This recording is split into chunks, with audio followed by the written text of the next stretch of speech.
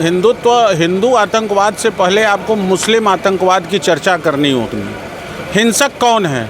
देश में हिंसा का वातावरण, देश में बम धमाकों का वातावरण, देश में सामूहिक नरसंहार, और जिस प्रकार से यूपीए की सरकार ने एक साजिश के तहत साध्वी प्रज्ञा ठाकुर समेत 7 लोगों को अभियुक्त बनाया था, आज उस साजिश का पर्दाफाश हो गया और न्यायपालिका ने जो है दूध का दूध और पानी का पानी कर। यूपीए की गवर्नमेंट में जितने बम धमाके हुए, जितनी आतंकी घटनाएं हुई हैं, उतनी तो मोदी सरकार में नहीं हुई है। तो नैरेटिव सेट करना उनका काम है, लेकिन आपने यह साबित हो गया इस आज के न्यायपालिका के फैसले से। अभी निर्णय चूँकि हम लोगों के पास तो है नहीं, मीडिया के माध्यम से जानकारी और सूचनाएं प्राप्त हो रही हैं, सोशल मीडिया के माध्यम से। अगर बरी होने का आदेश आ गया है तो निश्चित रूप से कहीं ना कहीं यह लोग निर्दोष थे। मालेगांव ब्लास्ट में 7 आरोपियों को आज बाइज्जत बरी कर दिया गया है और इस पे प्रज्ञा ठाकुर का बयान ये आया है कि भगवा की जीत हुई है और हिंदुत्व की जीत हुई है। इस प्रकरण में बात करने के लिए हमारे साथ एडवोकेट विवेक शंकर तिवारी जी हैं, जो कि पूर्व अध्यक्ष रह चुके हैं सेंट्रल बार के।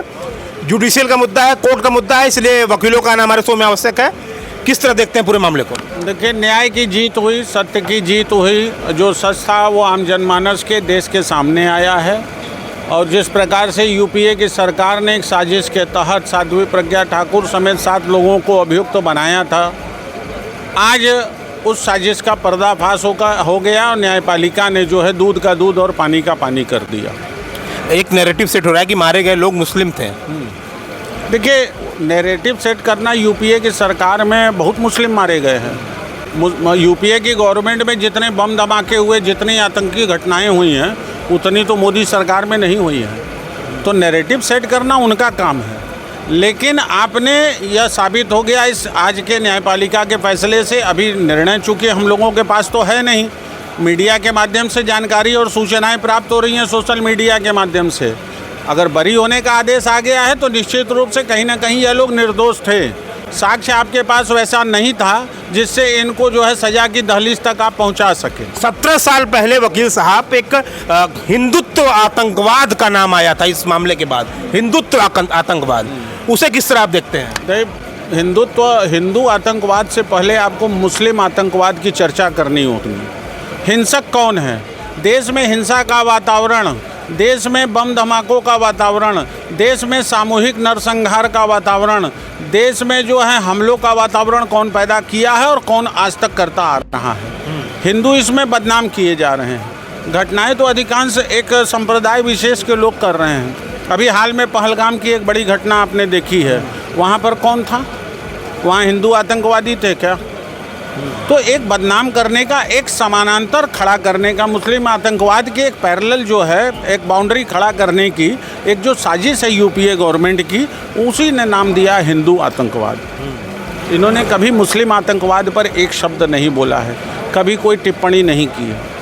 चाहे वो यूपीए में जितने भी दल हैं शामिल, मैं सबकी बात कर रहा हूँ, केवल कांग्रेस पार्टी की नहीं बात करता हूँ। तो इनको कहना चाहिए ना, मुस्लिम आतंकवाद पे तो 2 शब्द बोलना चाहिए। तो वहाँ तुष्टीकरण की बात आती है, क्यों?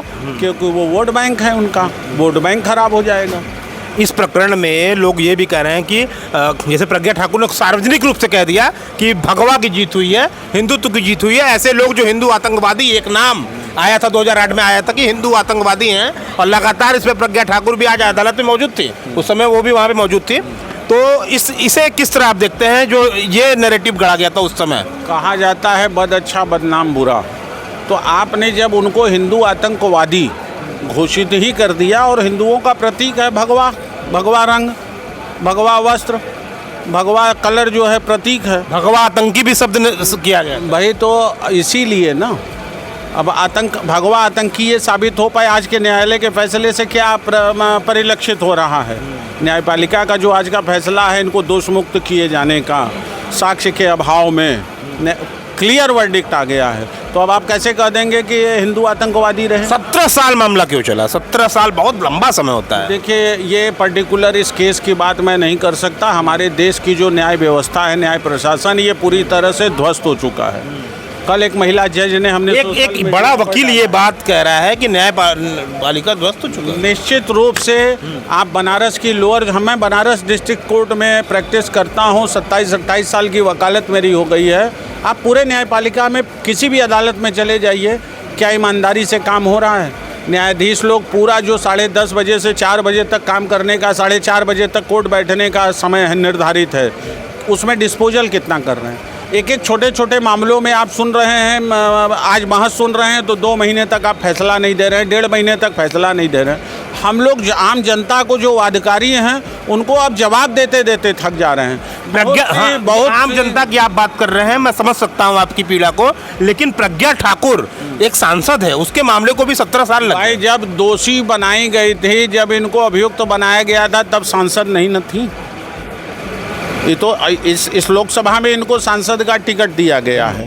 तो न्यायपालिका की दृष्टि में सांसद क्या, विधायक क्या, मंत्री क्या, रूल ऑफ लॉ है ना। आर्टिकल 14 जो कहता है इक्वलिटी बिफोर लॉ और इक्वल प्रोटेक्शन ऑफ लॉ, तो कानून में सब लोग बराबर हैं, कोई विशेषाधिकार प्राप्त नहीं है। तो आप यह कह के नहीं आप निकल सकते हैं कि नहीं, एक सांसद होने के नाते इनको बरी किया गया, या किसी दल विशेष का सांसद होने के नाते इनको बरी किया गया। न्यायालय तो साक्ष्य की मीमांसा करती है, उस साक्ष्य की मीमांसा में अगर लगता है कि नहीं व्यक्ति दोषी है तो सजा देती है, अगर लगता है कि निर्दोष है तो उसको दोष मुक्त करती है।